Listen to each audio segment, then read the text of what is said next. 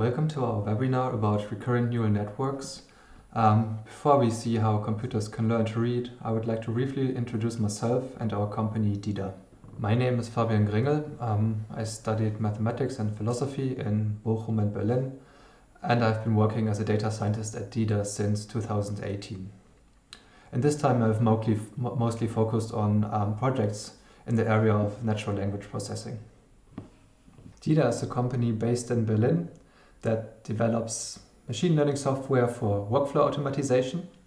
And by now we are more than 18 scientists, and many of us have a PhD either in mathematics or physics.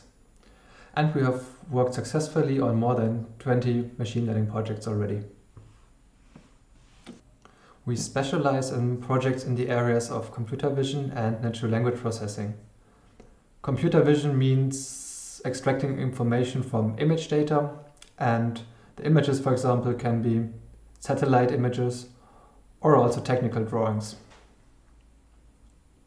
Natural language processing deals with processing and evaluating texts, and of course in both cases the information that gets extracted from the data is then used to either automate workflows or at least for simplifying them. For both areas you find case studies and use cases on our website, which give some more examples in which situations computer vision or NLP might be useful. And if you like, you can also have a look at our blog articles, which deal with different topics from both areas on different levels of details also. Let's come to the first point on our agenda for today then, computers and text comprehension. And here I want to say some words about what I actually mean when I say that computers can learn to read, and I want to make this a bit more precise so we have a definition that we can work with throughout this presentation. In the second part of the webinar, we will then talk about recurrent neural networks and then how they differ from so-called vanilla feed-forward neural networks. And in the third part, we then see a special example for one specific type of a recurrent neural network, the so-called long short-term memory model. And we'll see that this is a model that is especially powerful. And that's why in a lot of cases it is used as one example of an RNN. Later, in the fourth part, we'll go through an example of a natural language processing project in which we used LSTM to automate a rather complicated process. And then in the fifth and last part, I'll quickly at least mention some alternatives to RNNs. So now, what does learning to read mean? I think we can define reading as understanding texts, and more precisely, we will mean just the semantic text comprehension or reading comprehension, which is just grasping the meaning of text, sentences, or words. And we can say that a machine learning model understands text if it successfully performs tasks that normally, meaning in humans, require an understanding of the meaning of text or sentences, words. And in order to make this a little bit more concrete, we can have a look at a couple of examples in which machines seem to have some kind of text understanding. And I hope the following will be examples that you might know already. So the first example is machine translation, in which a machine learning model translates a user input sentence from one language into another language.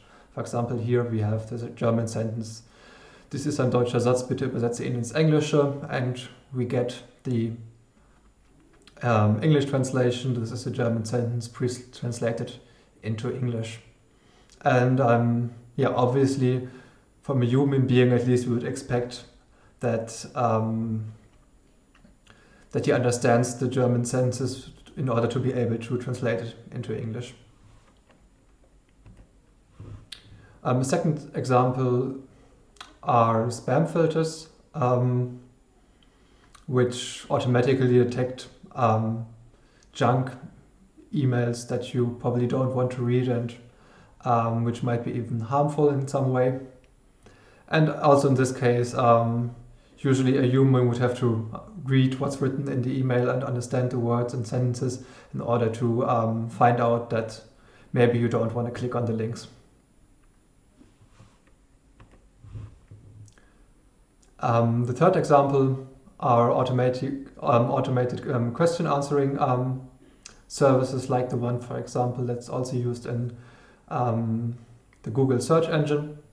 And what you can do is that you type in a question into the search query, and Google does not only show results that somehow contain information which is associated with the question, but it's also able to extract the precise answer from these relevant sources, which is then displayed in this kind of box right under the input.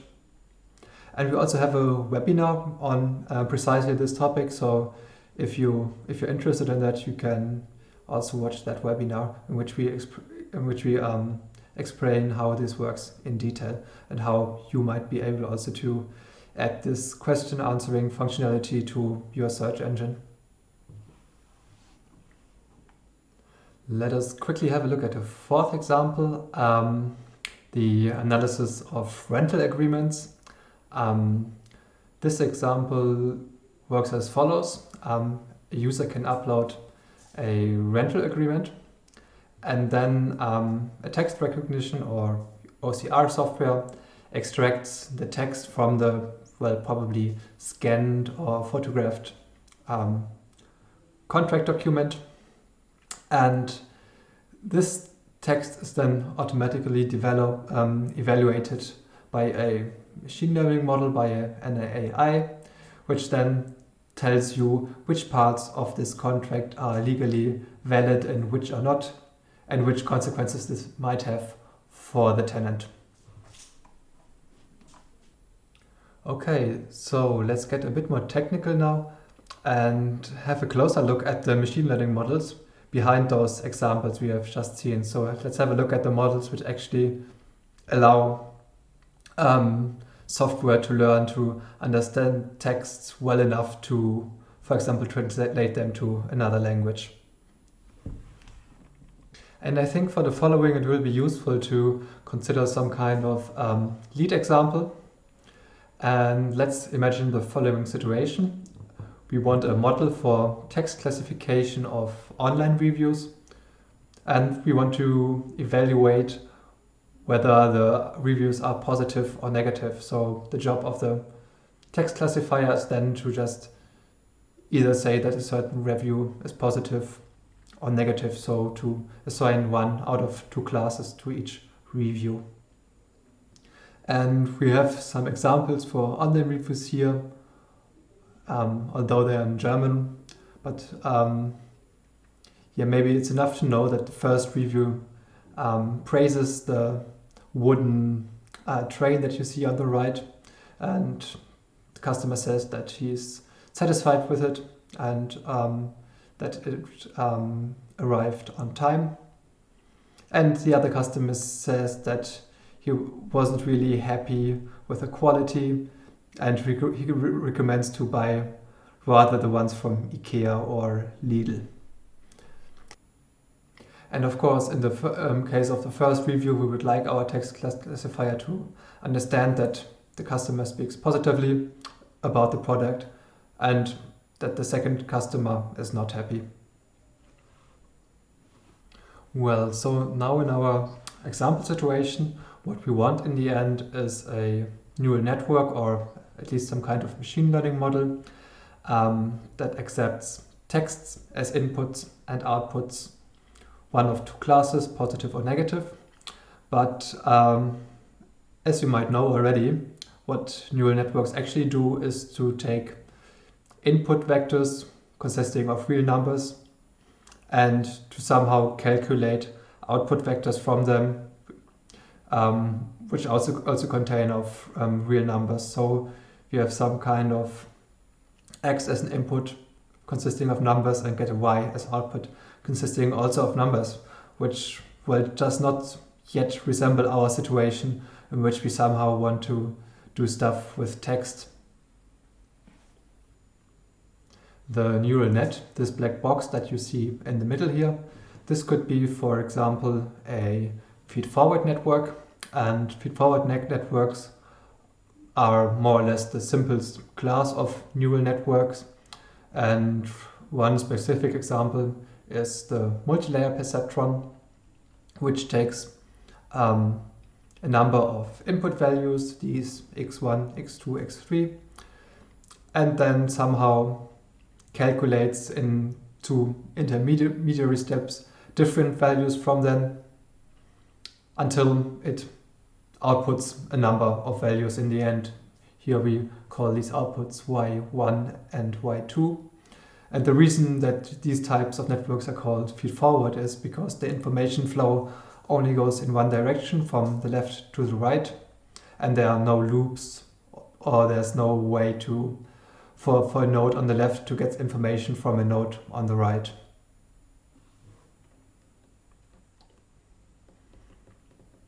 Okay, then let's try to solve the problem that we had on the last slides, which was that we want to somehow deal with text, but the models that we have, the machine learning models, they want to have numbers as inputs. So what we need is a way to somehow transform text into numbers or into vectors consisting of numbers.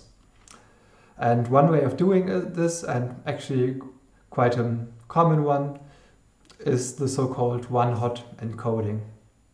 And what we do here is first that we create a vocabulary V that includes as many words as possible, or let's maybe rather say as many words as still useful that occur in the text. So for example, for a given text, this could be the vocabulary consisting of the words apple, banana, and clementine. And then what we do is that for each word in the text, we find an ID for this word, and we just take the position of this word in this dictionary. And then, for example, in the case of this above dictionary V, we would assign the number 3 to the word clementine, because clementine appears in the dictionary in the 3rd position. And this helps us then to find for each word a number that identifies this word uniquely. And another thing which we can then do, which is optional but common, and which actually explains this name one-hot, is that we replace this ID for each word, which is just one single number, with a vector that has as many entries as the vocabulary. Meaning, for example, for the above situation, that if we have a vocabulary with 3 words, then each word would get a 3-dimensional vector, and the vectors look like this. The position in the vector that is specified by the word's ID, for example, for clementine 3. This number the number in this position is then just 1, and elsewhere we have just zeros. So, for example, for the word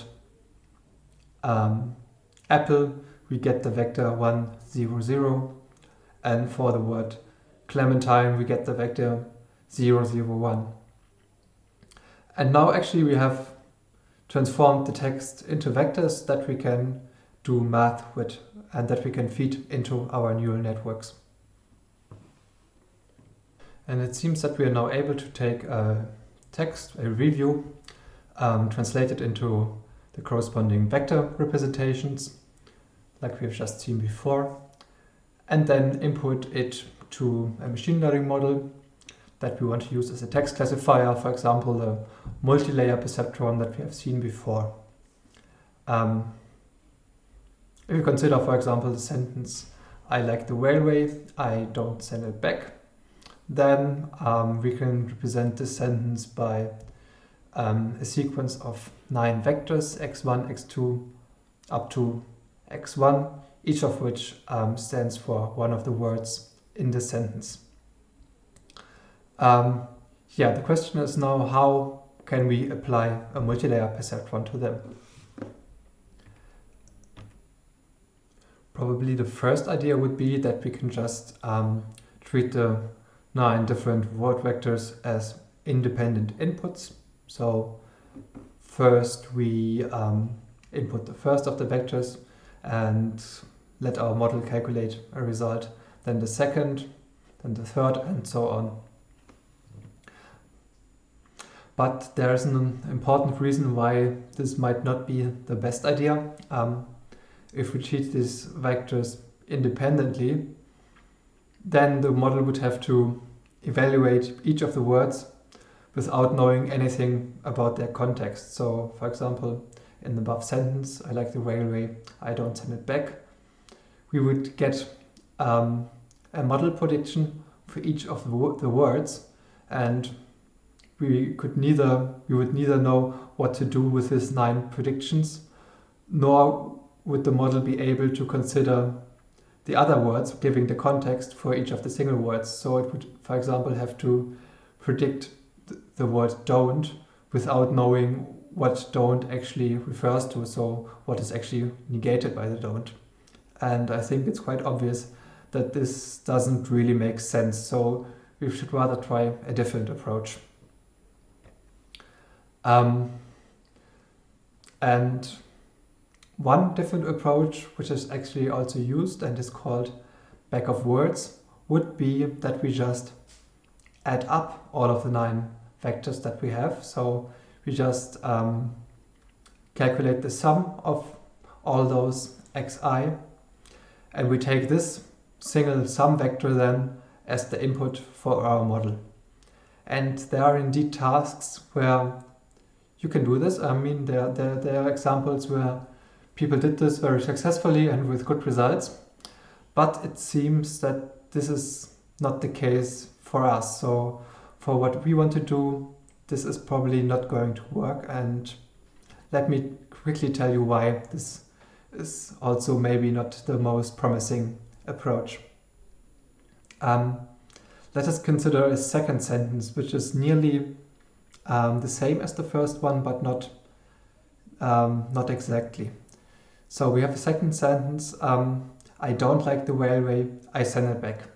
And what we see is that the second sentence contains exactly the same words as the first sentence, just in a different order.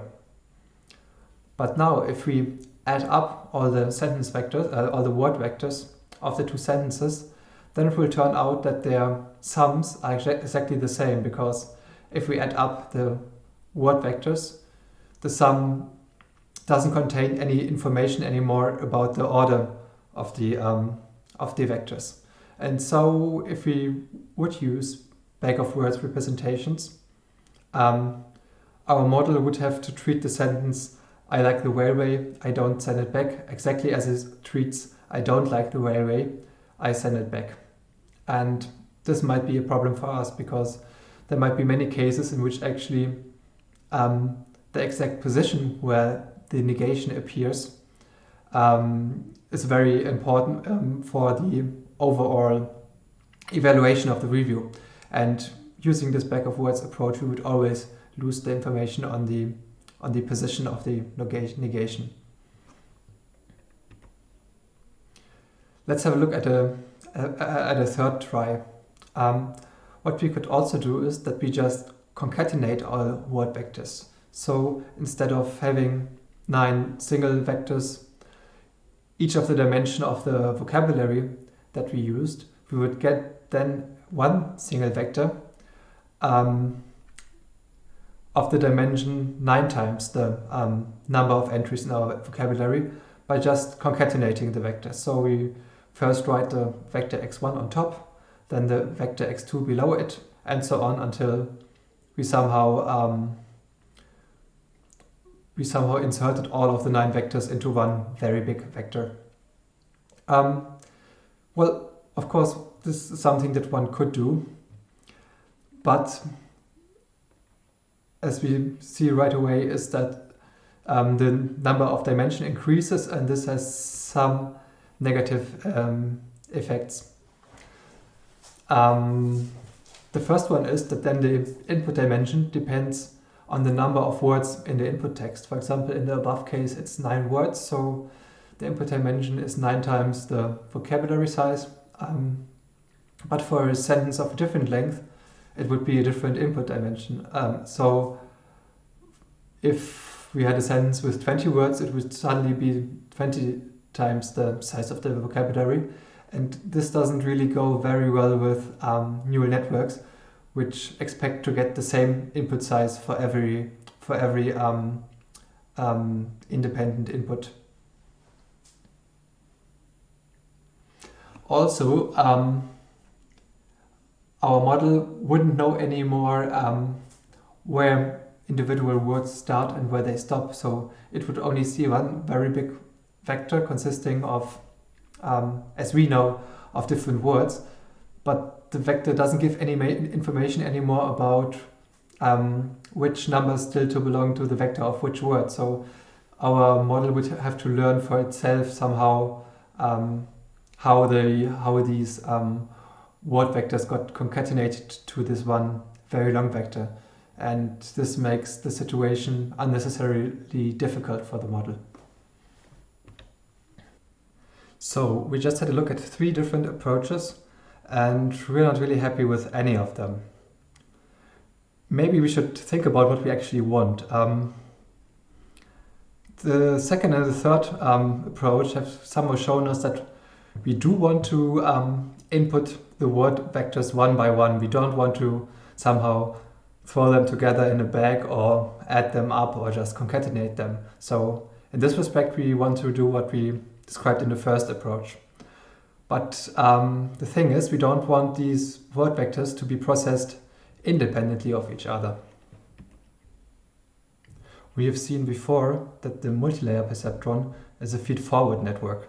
So it can only send information in one direction, and there are no loops, and there's no way to transmit information backwards again. So it seems that this might not be the right model that we need to realize the dependence in the processing of the various word vectors that we want to input into our model. So we can conclude here that we need a more complex model than just a multilayer perceptron. Let's maybe first collect some requirements that we would have for a more complex model. So we're looking for a model that fulfills all of the following conditions. We want it to be able to process vectors sequentially, meaning we give the first word vector to the model, it does something with it, then we give the second word vector to the model, it does something with it, and so on. But we don't want the model to process word vectors independently of the previous one. Instead, we want that it takes somehow into account the words that it has seen before.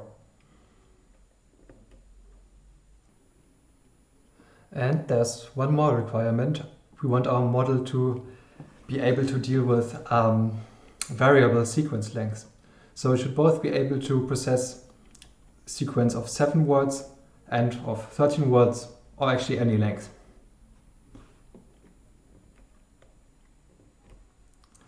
It turns out that there's actually a neural network structure that is especially optimized for dealing with sequential data and fulfills all of the requirements we have just specified. These are, of course, recurrent neural networks. Let's have a look at this schematic depiction of an RNN that we have in front of us here, and let's go slowly through all parts of it in order to understand what this actually means. So on the bottom, these x0, x1, x2 until xt, these are our input vectors that we input into the model. So, for example, x0 is the first word, x1 the second word, x2 the third, and so on. On the other side, the model produces output vectors h0, h1, h2, ht.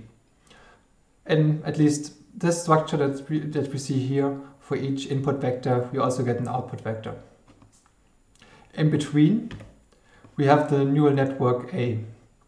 A can be, for example, a multilayer perceptron that somehow takes the input vector x and by some computation produces an output vector h. The interesting part here are the horizontal arrows. If we maybe imagine there were no horizontal arrows, then what we see in front of us would just be the sequential processing of word vectors via a multilayer perceptron. And there would be no dependence of the processing of the second word of the first word. But because of the horizontal arrows, the first word does influence what the model does with the second word. And both of them together influence what the model does with the third word, and so on. To state this in a little bit more technical terms, we can say that the model passes on a hidden state vector from one intermediate state to the next intermediate state. I guess it's helpful to have a look at an example sentence to understand how this network architecture works in a practical case. So let's take as an example sentence the following one: the quality is not good, maybe referring to our railway example that we had before. And now, like I've just described, the inputs x0, x1, x2, they correspond to the words that we have in our input text. So for example, x0 would be the, x1 quality, and so on. And we can also assume that we have trained the model to output the probability that the review is positive. And we do it in the following way: that for each input word, the model then predicts whether the review is positive or not. And of course, it doesn't make much sense to already predict this probability after the model has only seen one word. So what we do in the end is we'll just take the last output of the model after it has seen the complete sentence, and that's what we work with. But it's interesting to see the other outputs too, in order to understand how the model reacts to the occurrence of certain words in the input sentence. So if the model is trained well, then it should know that the first three words, the quality is, and maybe also the fourth word, not, that they don't really tell us very much about whether the complete review is positive or negative. And so accordingly, the probabilities are around 50%. There might be some fluctuation, but we would expect it to be around 50%. Actually, it's only with the last word of the sentence, good, that the model gets some information about whether the review is positive or negative as a whole. And now, of course, the word good for itself would rather be an indication that we're dealing with a positive review. And this is where actually we need these horizontal arrows. Because now, as we have seen before, the horizontal arrows serve to give information from the processing of the earlier words to the processing of the current word. So for example, when the model processes the word quality, it gets the information that it has processed the word the before from the horizontal arrow. And the same happens with the last word good. When the model processes this word, it gets the information via this horizontal arrow that the last word has been not. And if the model is well trained, it knows that not is negation and affects the sense of the next word. So it will automatically invert, so to say, the evaluation present in the word good, and consider this whole sentence as a negative review. And accordingly, the probability that the whole review is positive should decrease to a very low number, like for example here 4%. So far, I've been avoiding to tell you that there are actually different variants of RNNs, so different formats in which they come.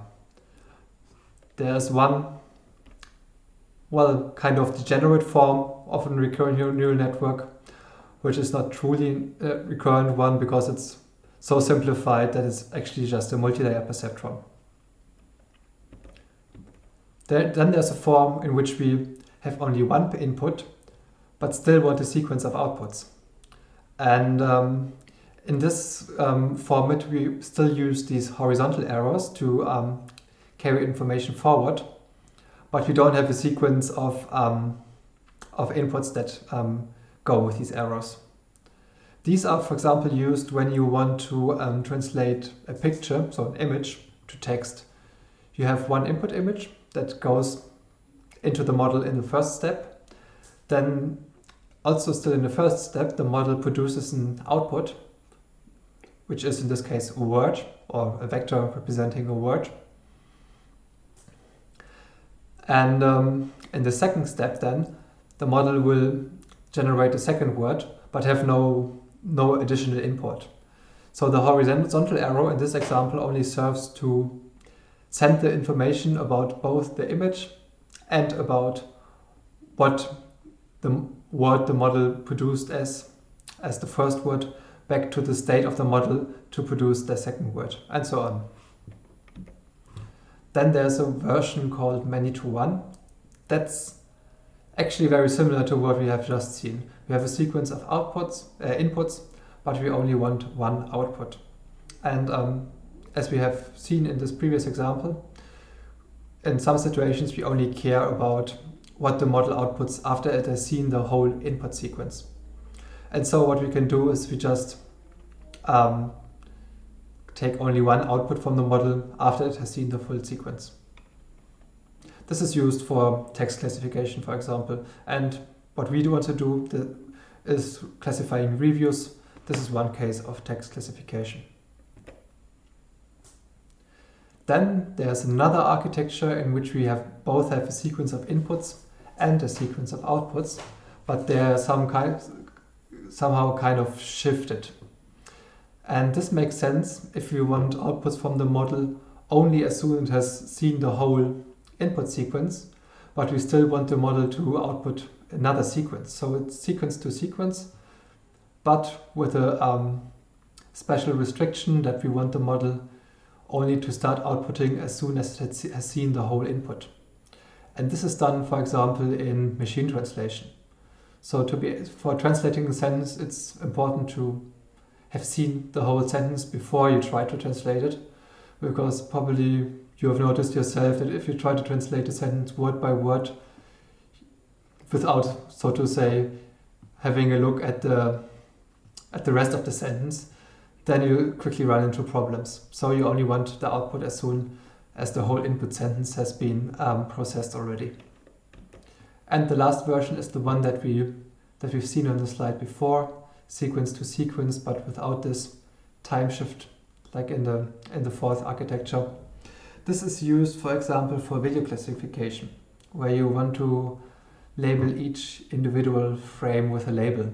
So the input sequence would consist of a sequence of images actually, and the output sequence would be a sequence of labels, so words.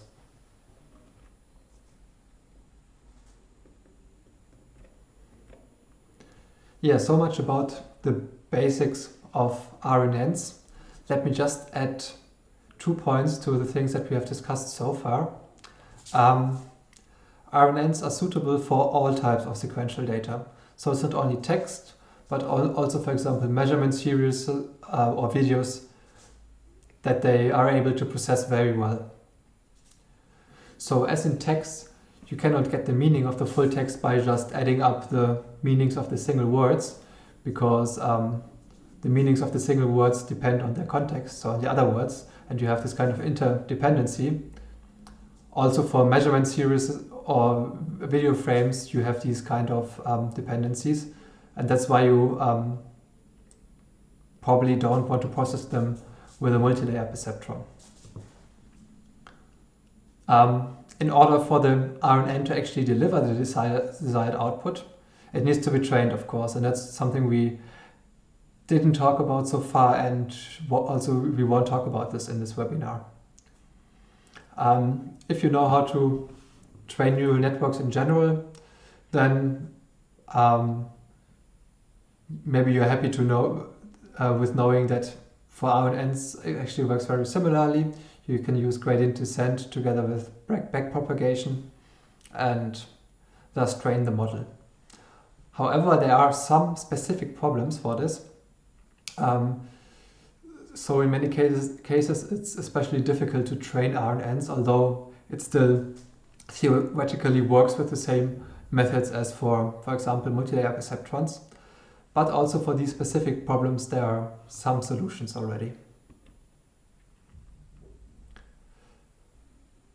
Now we have seen the basic idea behind RNNs, and we have also seen some of its variations. And we can have a look now at the specific kind of recurrent neural network, the long short-term memory architecture. And we'll see how it refines the basic idea behind RNNs and becomes an even more powerful model. So we have just seen that when a recurrent neural network processes the word xt, then it also considers all previous words, x1 to xt-1. In many cases this works well enough, but sometimes we run into problems with this approach. Imagine we have a relatively long sentence in which some words very early in the sentence have an influence on how to understand something which happens at the end of the sentence. So let me read the example sentence. I've heard a lot of good things about the railway. Based on my experience with it, I must disagree. In order to be able to understand what the sayer of the sentence disagrees with, it's necessary to remember what he said in the beginning of the sentence. And in practice, it has shown that normal recurrent neural networks are not very good at remembering words that were kind of said a long time ago. So they're very good at propagating information about the last word, about the last 2 or maybe 3 words. But usually they don't understand how words at the beginning of a long sentence influence the meaning of words that appear much later.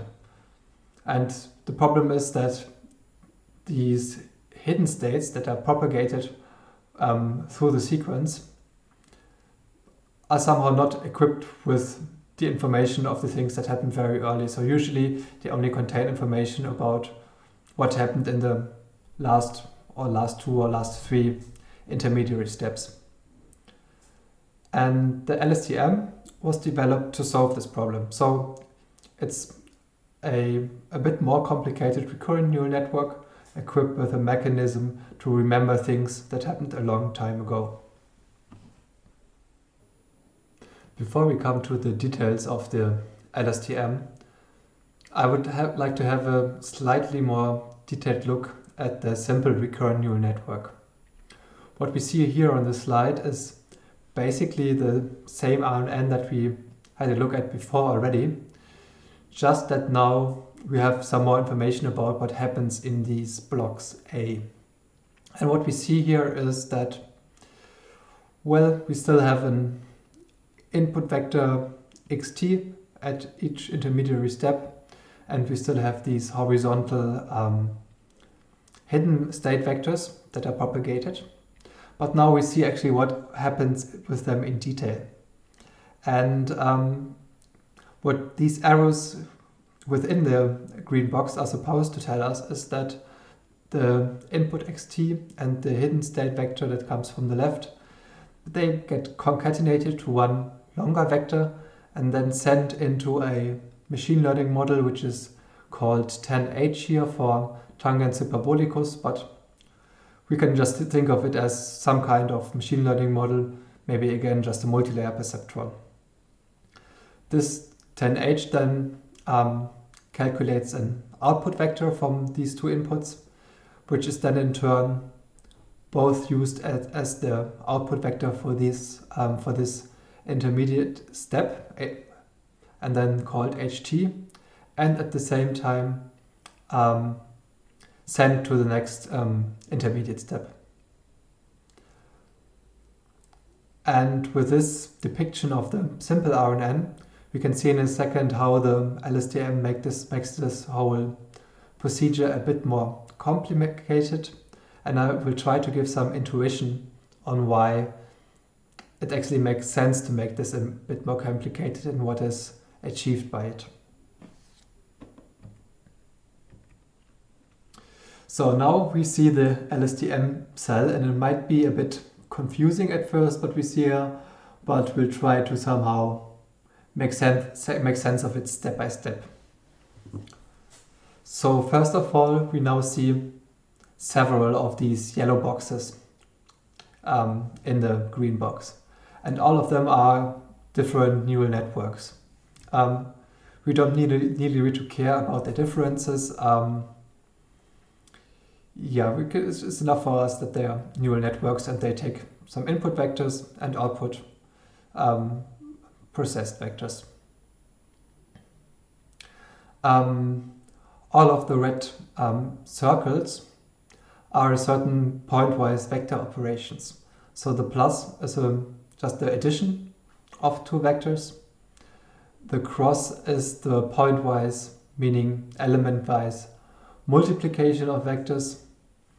And this tan H in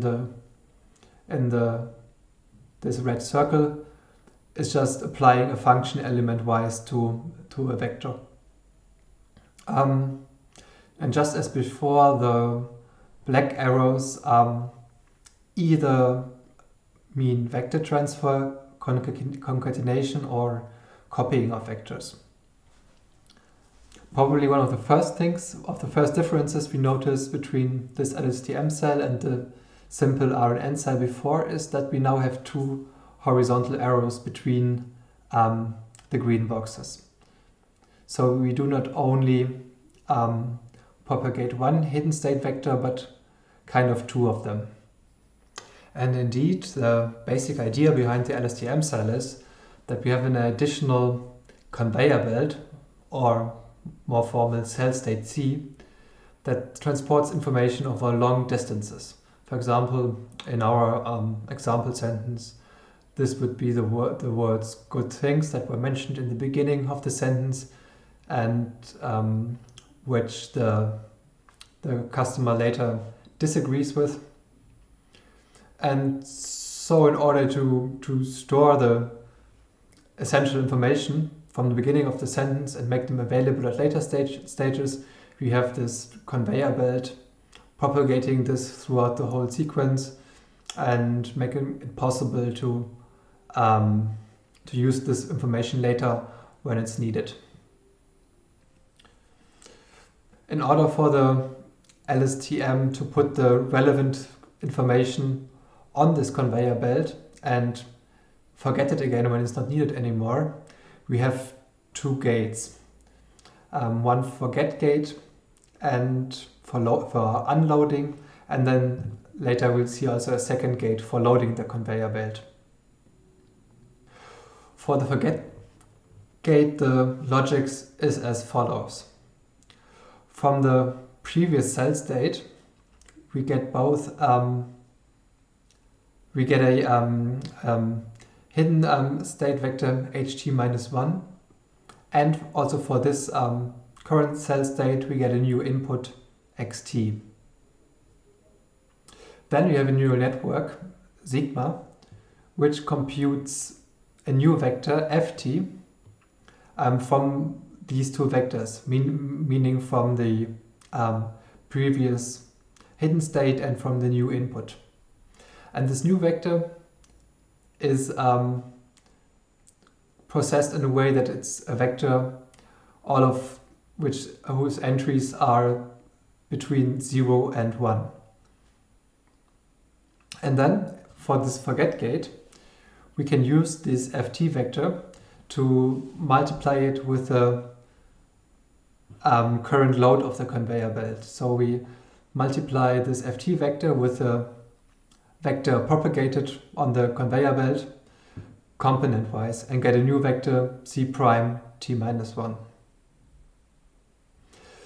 And what happens is that if a component of ft is close to 0, the corresponding component of ct minus 1 is forgotten, because we multiply this component with something close to 0, and then what we get is again something close to 0, and this will then no longer have an effect on later stages of the LSTM.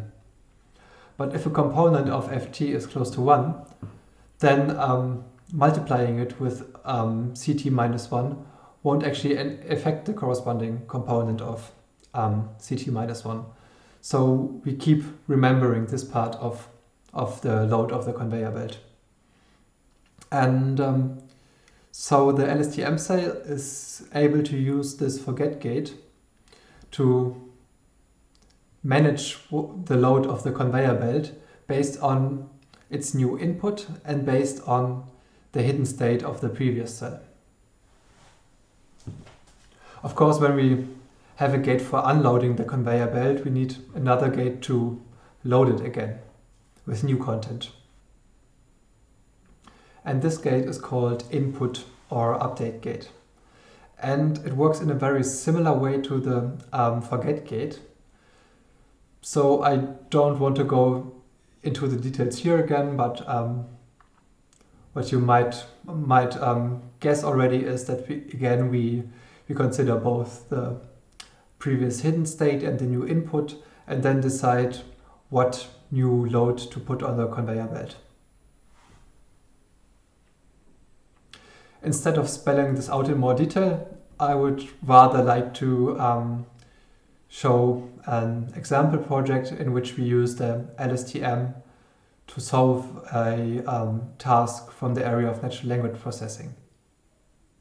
And this is going to deal now with checking rental contracts. I have quickly described the example before already in the beginning of the webinar. To make this more concrete now, we'll deal with one specific question that you can answer by evaluating rental contracts, namely answering the question whether the tenant has to renovate or not. And in this project, we work with a customer who provides a web portal in which tenants can upload their rental contracts and ask specific questions about it. For example, whether the clauses in the rental contract that deal with renovations are valid or not.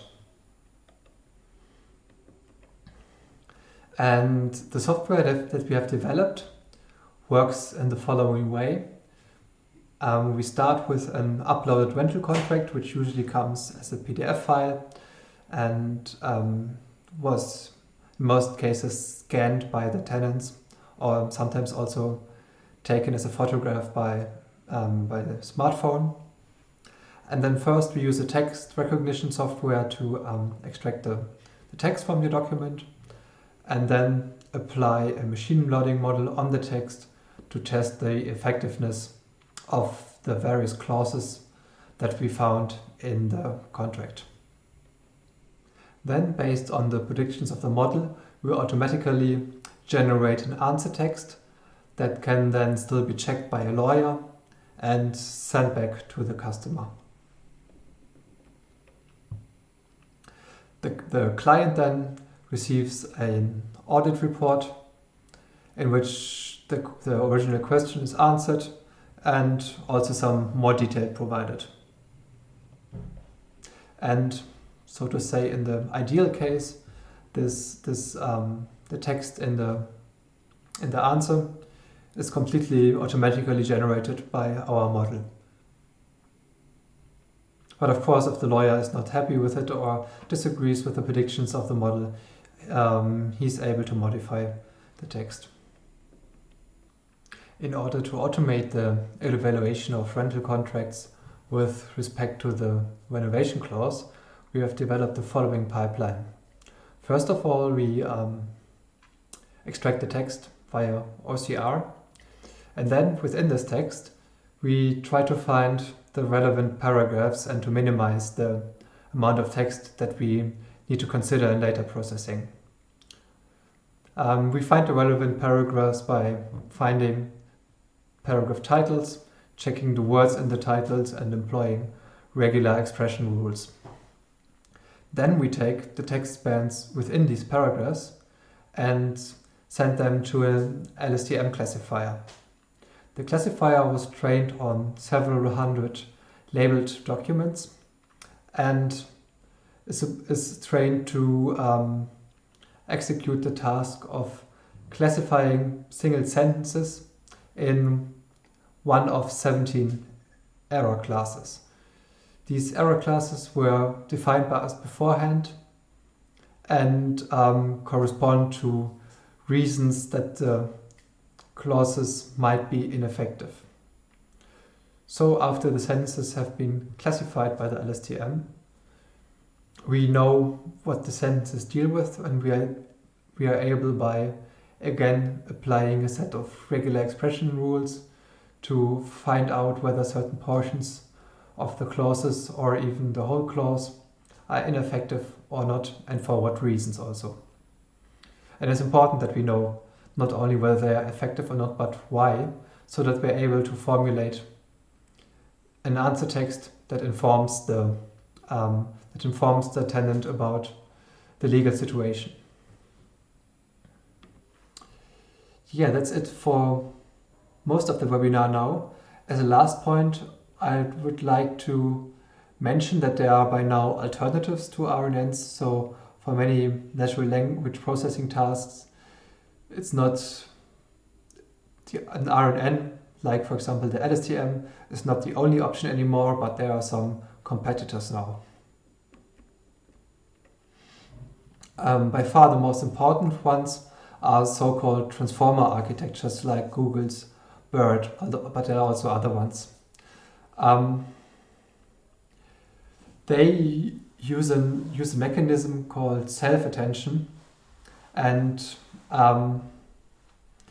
although these models look like they are not optimal for sequential data, they already produce very good results, in some cases better than traditional RNNs like the LSTM. If you're interested to learn more about BERT, then you can have a look at our blog post on the topic, and we also have a webinar about this. Another potential alternative consists in using convolutional networks for language processing. Usually you would rather use convolutional networks for computer vision, but there are some approaches in which they were also employed to process text. And again, we have a blog post on this topic, so if you're curious to see how CNNs work with sequential data, then you can learn about this in the blog post. If you're interested in our past webinars, then you find them on our website dida.do. And for example, so far we have covered topics like semantic search and automatic question answering with BERT. We also have webinars about maybe more introductory topics like labeling tools or text recognition engines. Yeah, then thanks a lot for your attention, and I hope you could learn one thing or the other about recurrent neural networks and how computers can learn to read.